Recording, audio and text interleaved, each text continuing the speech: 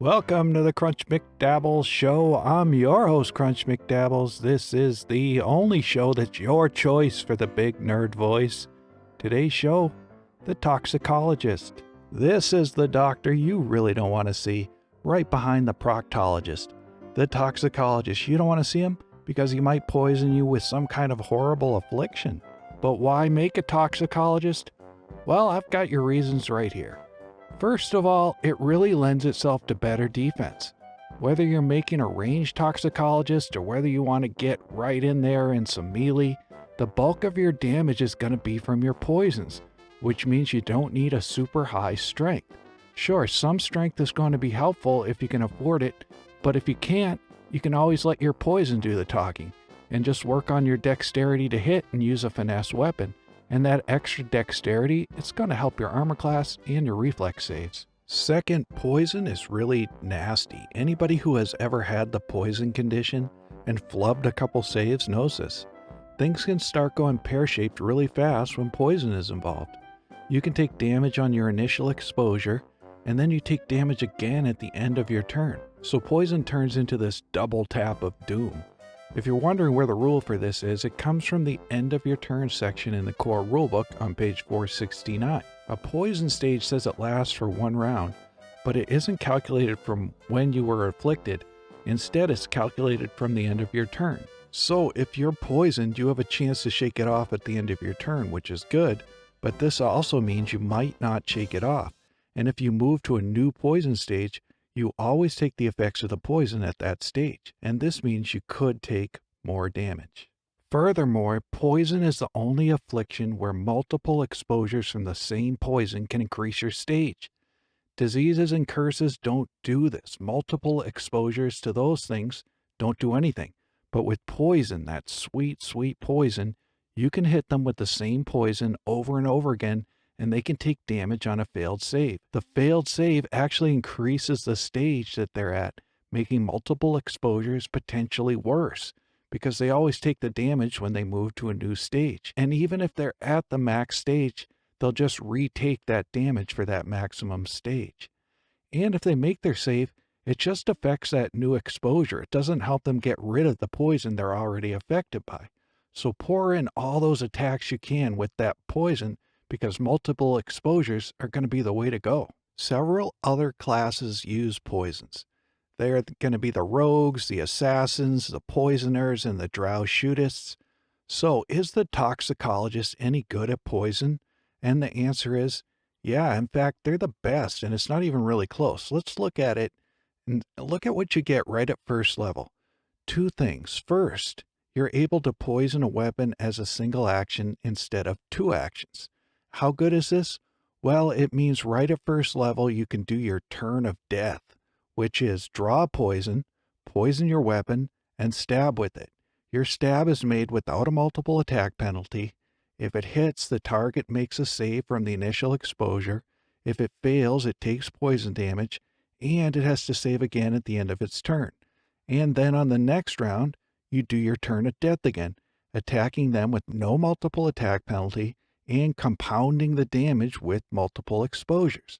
So the toxicologist's ability to poison their weapon as a single action right at first level, it sets this whole thing up. Being able to poison your weapon as a single action isn't as good as the ability to poison weapons that the rogue, assassin, poisoner, and drow shootist have. That feat, it lets you draw poison and poison the weapon all as a single action, all as one action. And that's really huge.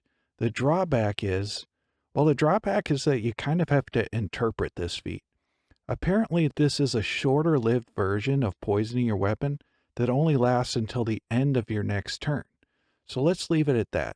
The other drawback to the poison weapon is you don't get it at first level like the toxicologist does. The rogue gets access to it at level 4, and the rest get it at level 6.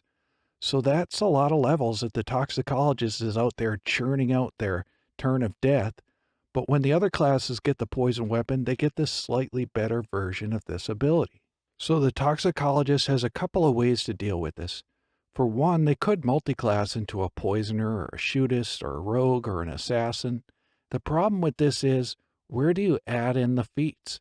At level 6, where this feat should slide in, the alchemist can get sticky poison, which is a pretty good feat all by itself. And at level 8, they have pinpoint poisoner, which is an awesome feat and an absolute must-have. Flat-footed targets take a -2 to their initial exposure save, and that's huge. So you could give up sticky poison at level 6, maybe, and take poison weapon there. That could work, or you could add in poison weapon later at level 10, or you could try this. At level 1, take the alchemical familiar feat. This gives you a familiar, and then give your familiar the valet ability.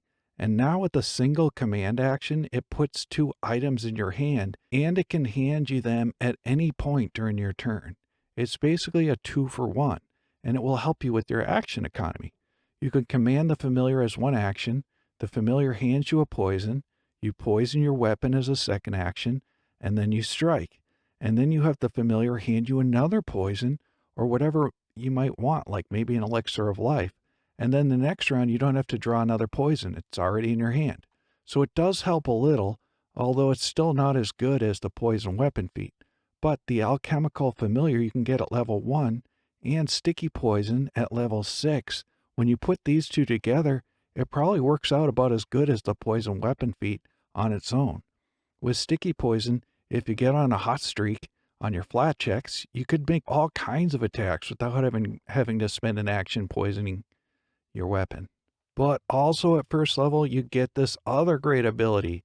Any poison you make with your infused reagents, either from quick alchemy or advanced alchemy, it can have your class DC instead of the poison's DC, which means, well, it's not really that big of a deal at early levels because each new level from levels 1 to 8, there's a newer and better poison with an appropriate DC for each level. And sometimes actually these DCs are even better than your class DC.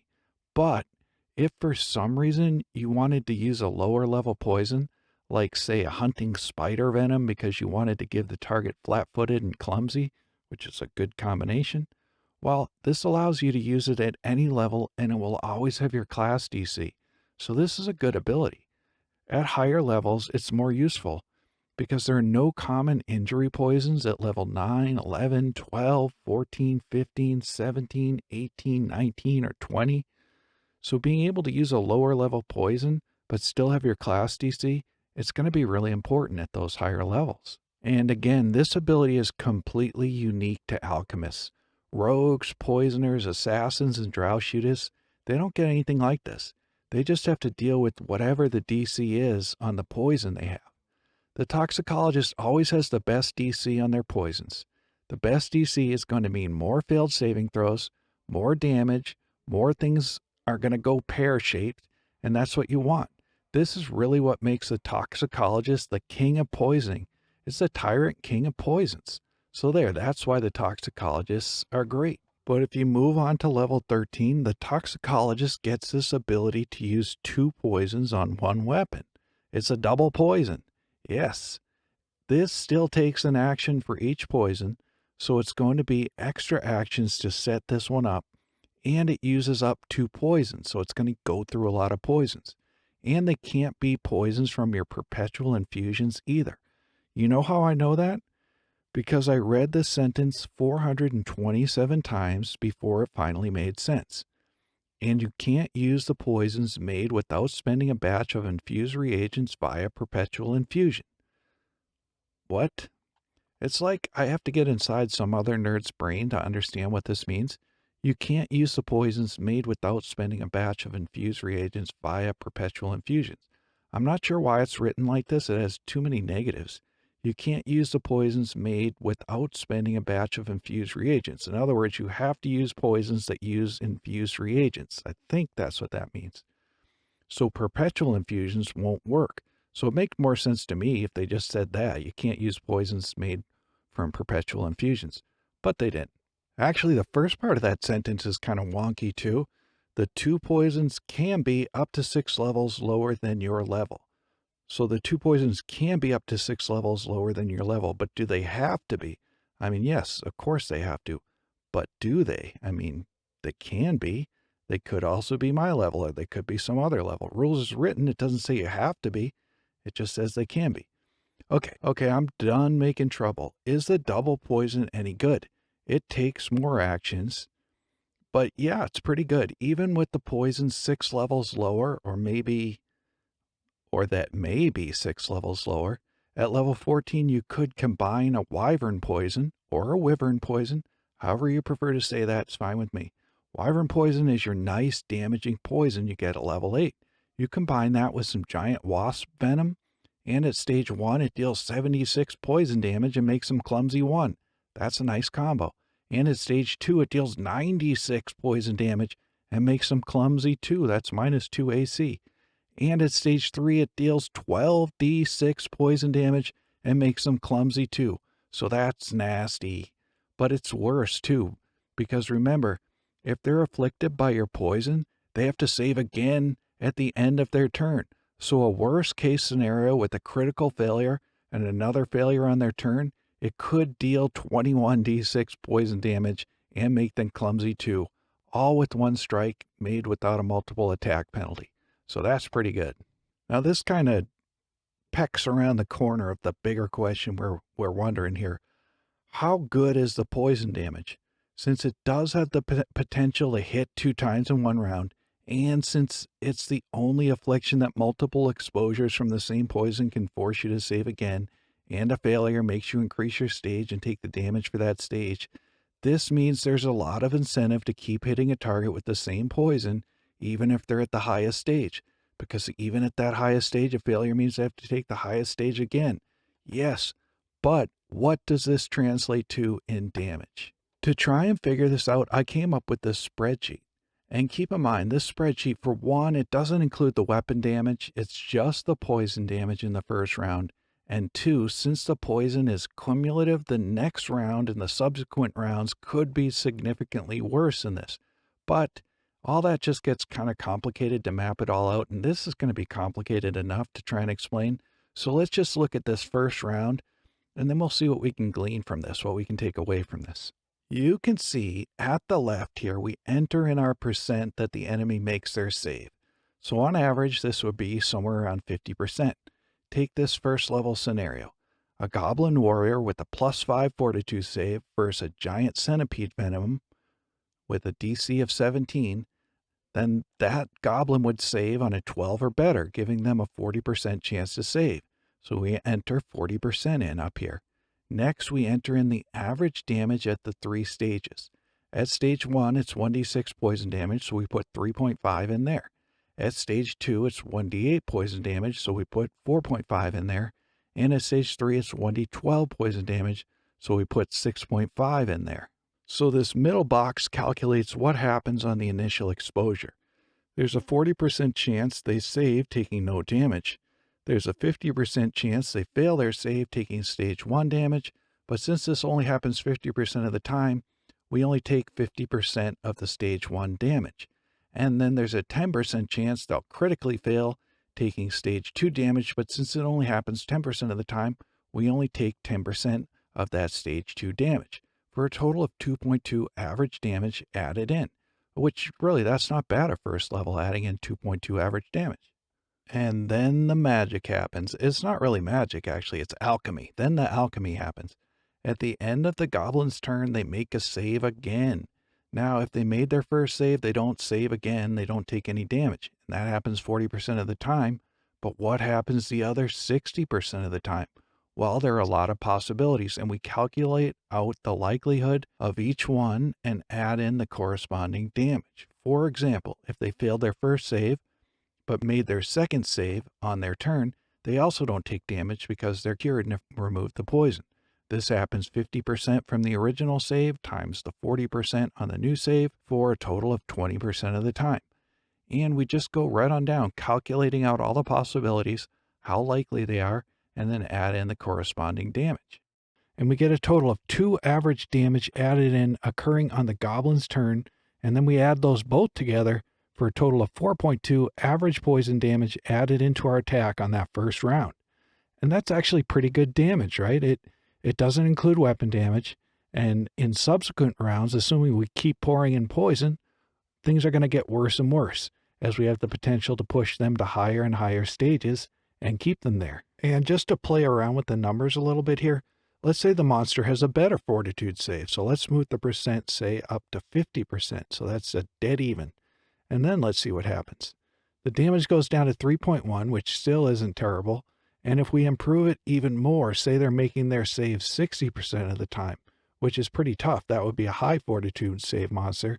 The damage goes down to 2.3. And that's still not terrible. That's not terrible damage. That's like a second attack with the longsword right there, just in poison damage. Now let's check out wyvern poison or wyvern poison, however you want to say that. Doesn't matter. That's a level 8 poison. And this, remember, this one's your first real nice damage poison. It deals 5d6 poison damage at stage 1 for 17.5. At stage 2, it's 6d6. At stage 3, it's 8d6 damage.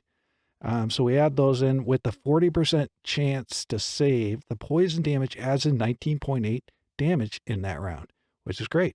If we move the save down to 30%, which is possible, especially since at 8th level, remember we have pinpoint poisoner now, so they're going to take a -2 on fortitude saves on their initial exposure if they're flanked, the damage goes up to 25.8. That's great damage. And then at level 14, with our double poison concoction of wyvern poison or wyvern poison, doesn't matter, and a giant wasp venom, the damage is going to be 7d6 at stage 1, 9d6 at stage 2, and 12d6 at stage 3. That's great damage. Against a 30% save, that's a real low save, it's 36.2 damage, which is great. And if we move it up to a 40% save, it's still 27.5 damage, which is also great. So you can see the difference there. That stage 3 poison deals that extra damage. It goes from 9d6 to 12d6. That extra damage there makes it worse when the save's lower. You can see that really starts to kick in where they're going to get to stage 3 easier. And let's just check out the Cerulean Scourge poison at level 16. That's a really nice looking poison. 96 at stage 1, 12d6 at stage 2, and 15d6 at stage 3. Look out. The result is with the 40% save chance, 37.3. That's pretty solid damage. And with the 30% save chance, if we crank that down, now they're in big trouble. 48.8 average damage added in. So low fortitude monsters, look out. That's not bad damage at all. So is the Toxicologist any good? Yeah, I think they are. They're not dependent on strength for damage, so they can have a good AC without giving up some damage. They're the best with poisons, and they can use those abilities right at first level, so that's really nice. And this is great because poisons are horrible. They make things go pear-shaped. And on top of this, they get all the other things the alchemist can do. The versatility, the bombs when needed, the elixirs of life, those are always appreciated. And they're really good at recalling knowledge and using a lot of skills. So it's going to be a versatile character, but with the Toxicologist, the poison's going to be really nice too. And that is it. I've been your host, Crunch McDavels. This has been the Crunch McDavels Show. Galarian's trying to kill you, so grab some poison. Grab your Toxicologist and let's poison some things.